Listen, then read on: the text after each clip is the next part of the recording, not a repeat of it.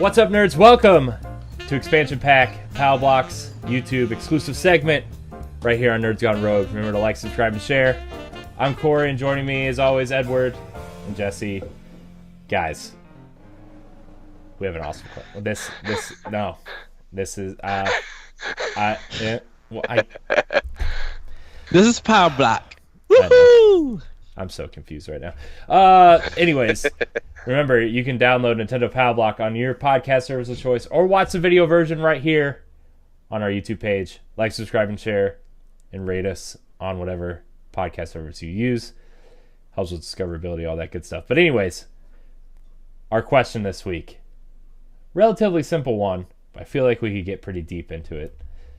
Sasha Slaybaugh asks, what is your perfect gaming night? Perfect gaming night. Let me tell you. Let me set the scene for you. Let me set you a scene here in the Corey man cave / spare bedroom of our apartment. NGR Radio headquarters, everybody. As Edward likes to call it. Yes, this 10 by 10 square box with one window and one door, and the window barely opens. So I like to turn off the big overhead light. I have a spotlight in this corner over here. I like to turn two of them on facing the ceiling, so it's like mood lighting. And then I like to get in my fat man chair that's right here, turn on the TV. It's on a swivel, face the TV, face it here. I get either some water or an energy drink and a snack. I set it on the side table over there. I flip up the leg rest, and I'm like, let's game. And then I grab my controller of choice, depending on what I'm playing, and I'll either put on a headset and talk to Edward or somebody else I'm playing with, or I throw on my headphones and listen to a podcast. And depending on what kind of game I'm playing, sometimes I just want to be left alone. And that is my gaming night. I like to sit back and relax for like 2 or 3 hours, maybe 5, maybe 7 or 8 if my wife is working or not home or doesn't care. And I play some games. Yeah. If I'm not planning notes or doing any kind of recording, my gaming night is pretty much playing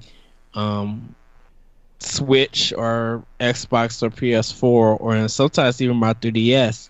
But some of my good gaming nights is actually getting away and going to Brookfield in Illinois, and there's a place called Galloping Ghost, and you pay $20 in and you get to play all the arcade games all you want.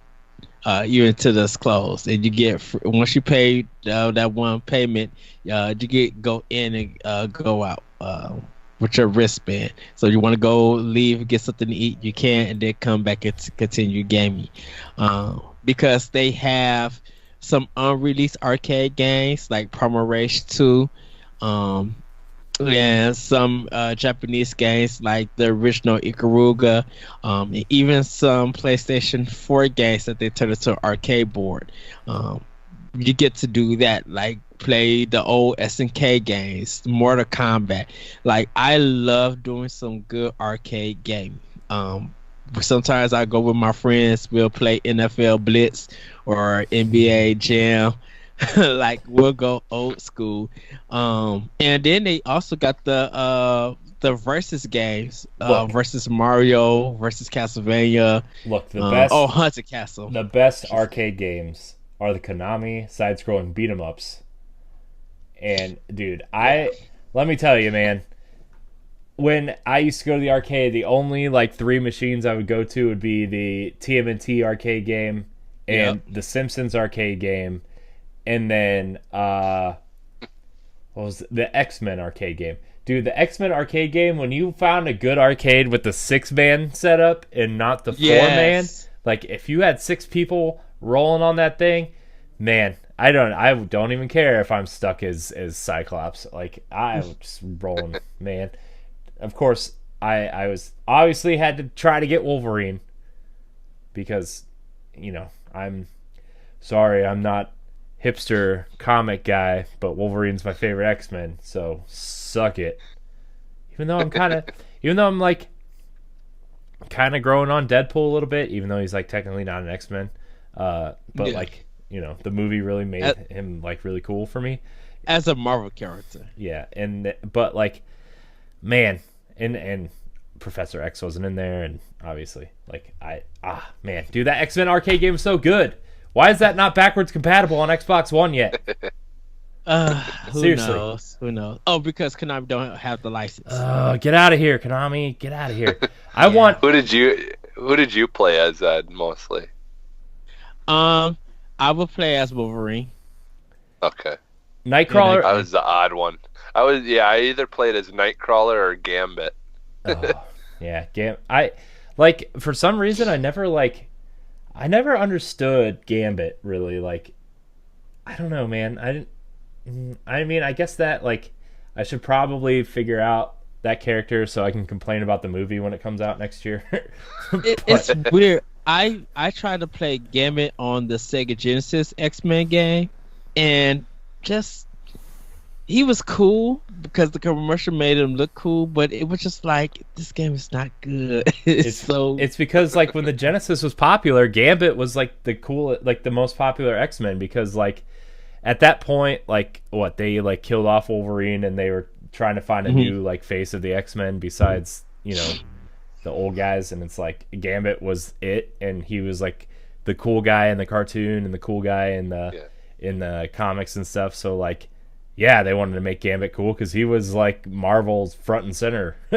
So yeah, he was like the Leonardo, and Wolverine was kind of at that time was the Raphael, where he was the badass that everyone that a lot of people liked, but and he could be a leader, but at the same time he wasn't. Yeah. Yeah. Which reminds me, I picked Raphael in Turtles in Time. No, dude, Donatello. Donatello's got the reach. You know what? I played them so much on the Super Nintendo that I kind of got bored with them. He made the game too easy. So I would play with Raphael because I like his speed. I like this quickness. Which is weird because, like, Raphael's the muscle now. Like, they kind of, like, everybody kind of switched roles. Like, back then, like, not that, like, you should read too much into this, but, like, Raphael was, like, the fast one and the quick one, and, like, could get a lot of hits in faster than the rest of the turtles. And Michelangelo was because he, like, spun like, he would spin his. Yeah, and, like, Michelangelo was like the strong one, and then Donatello and Leonardo were like the range guys, and now, like, Raphael is obviously the muscle and everything now, and especially when you're looking at the movies and stuff.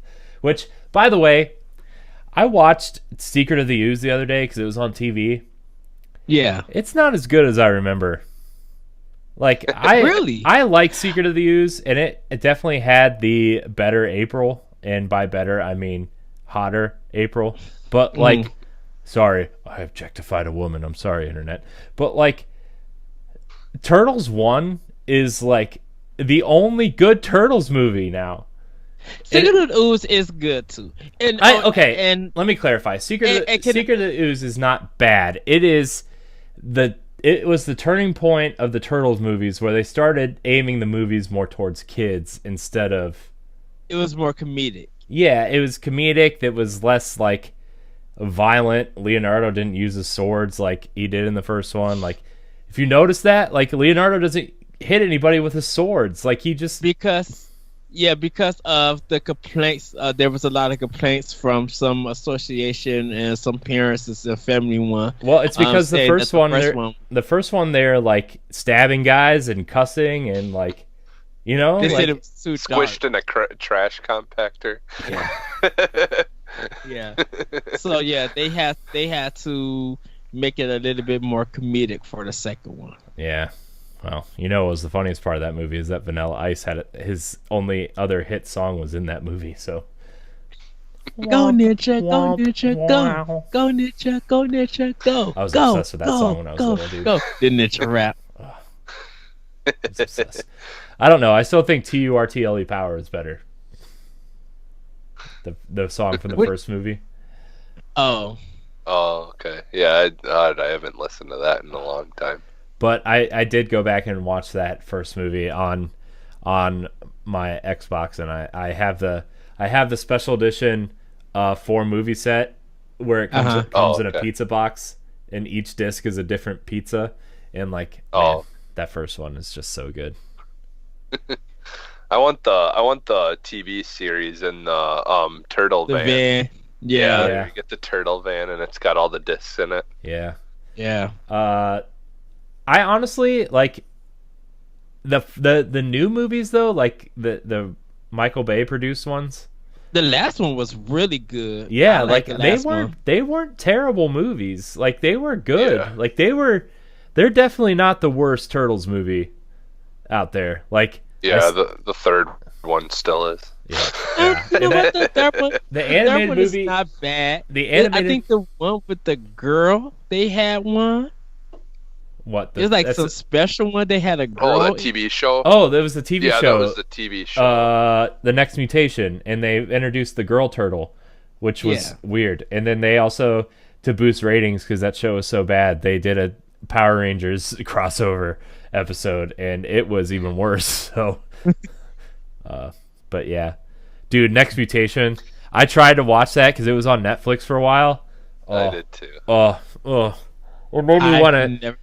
I didn't even know they did that until people started talking about it. I'm like, there's a girl Ninja Turtle? That show did one very important thing for Turtles canon, and I know we're really off subject, but I don't care. It introduced Karai. That show introduced Karai, at least like in the like. You know, she might have been in like the comics or like the cartoon that came during that too. Isn't she in Tournament Fighters? Is she? I don't think so. Karai is not. There's a different bad girl in Tournament Fighters, but I don't think she's in it. But for me, like that introduced Karai, which is like she's like a way more compelling character than Shredder. Yeah. But man, dude,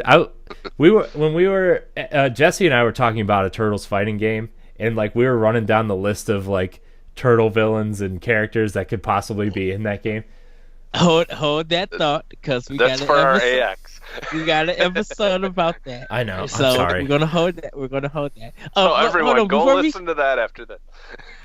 But before we continue on with the discussion, Jesse, what is your gaming night? Because we can talk about Turtles all day.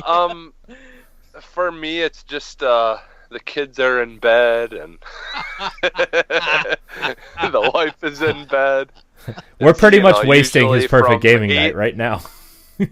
Yeah, it's like from 8 at night till 4 in the morning.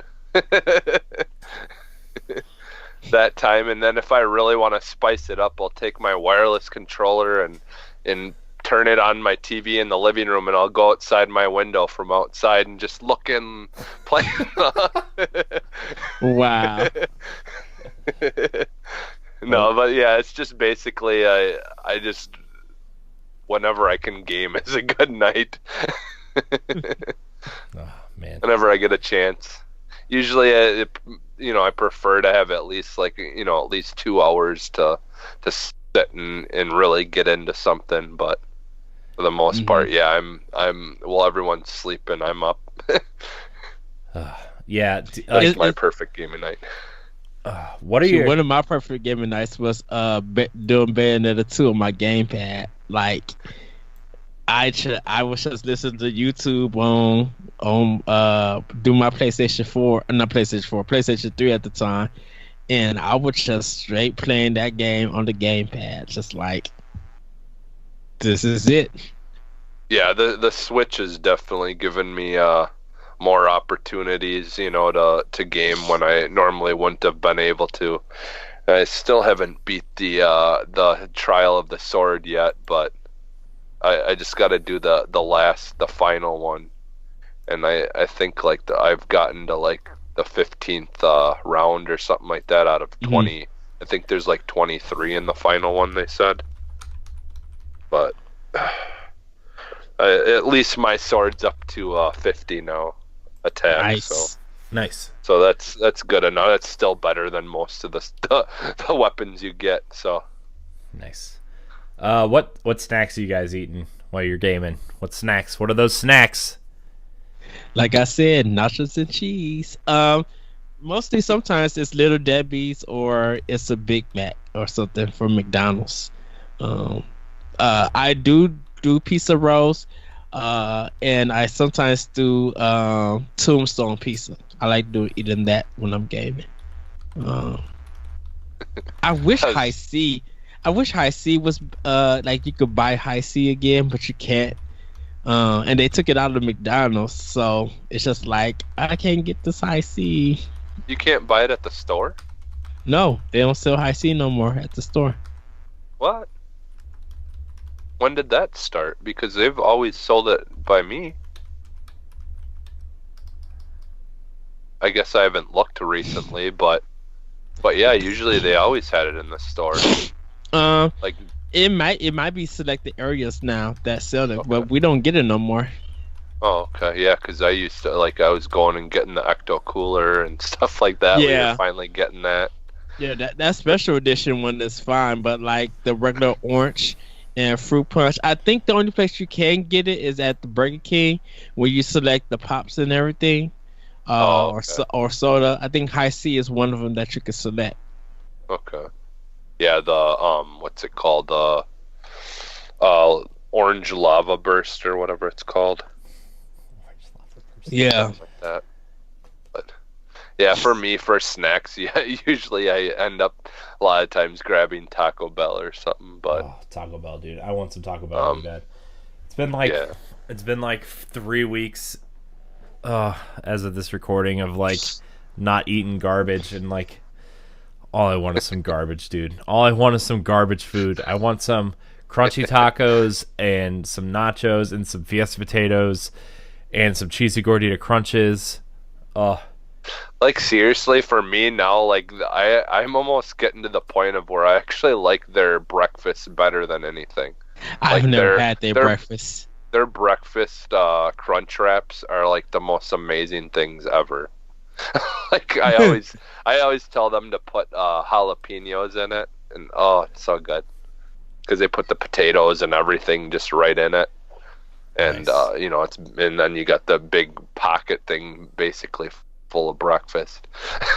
I'm gonna be having hash browns. I'm gonna be having all that crap tomorrow at my parents for Christmas, because we're recording this episode before Christmas. So like, dude, tomorrow my mom is making like all this breakfast and lunch food because we're going over there for brunch, and it's like she's got eggs and bacon and sausage and fruit and biscuit, like homemade flaky biscuits and cheesy potatoes and dang. And then that's what I gotta make this year. I gotta make the cheesy potatoes this year. And then like she always makes like, she doesn't really do like traditional holiday food. She'll make like these long like 3-foot stromboli things, and then she'll cut them into like slices. But one year, or like I'm really hoping she makes the taco ones this year too, where she fills it with taco meat and cheese and tomatoes and salsa, and then on top she'll like melt cheese and sour cream and salsa on top, and it's just like that sounds so good. That would be really good. Oh man, you should have texted your mom to do that. Yeah, send me the recipe.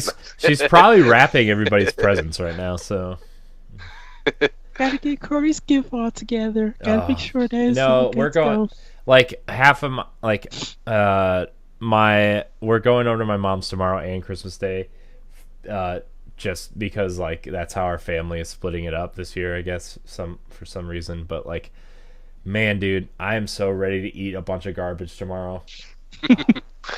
You want to cheat on your diet? I do. Oh my dude, I've been saving God, I sound like a freaking virgin or something. I'm saving myself for tomorrow. Saving myself. Well, Corey, you already know if I do not get picked, it's going to be a problem. You can take your junk food purity ring off tomorrow. Oh, dude, Let the church say amen. Can I get an amen? Nah. Amen. Oh man, but dude. Well, I guess that's our perfect gaming night in turtles and snacks. So, man. Dude, I can't always come back to turtles. I know, dude. Dude, I really hope I get one of those movies. That's my mom. Whenever she asked me what I want for Christmas, the only thing I sent her were pictures of all those movie turtles that were like. You remember earlier this year we were talking about them, or last year or whatever. Yeah. I don't know what year it is. Like, we were talking about them, and like all I did was I kept sending her pictures of those. I'm like, I just want one of these. I don't care which one. Just get them. So like, I really I try not to be greedy, but I'm being greedy about this. I'm being real greedy about this. I want one so bad. I actually want all 4 of them, but one will suffice. So yeah, one a year. Right, one a year. No, because next year you're set for 4 years. Next year they'll put the Secret of the Ooze set out, and it'll be like the wrong one. And I'll be like, no. Oh, I'd love a super shredder. Oh yeah, dude, super massive awesome. super shredder. Well, there's a rumor. Awesome. I'm saving this for the expansion pass episode we do for Xbox, but all right, we're ending the show now before I get really excited. This has been Expansion Pack. Remember, you can download Nintendo Pow Block on your podcast service of choice, or watch it here on our YouTube page at Nerds Gone Rogue. Remember to email the show at nintendopowblock@gmail.com with the subject line Expansion Pack. Jesse and Ed and Corey, we'll see you next week. We love you. Woohoo! Bye.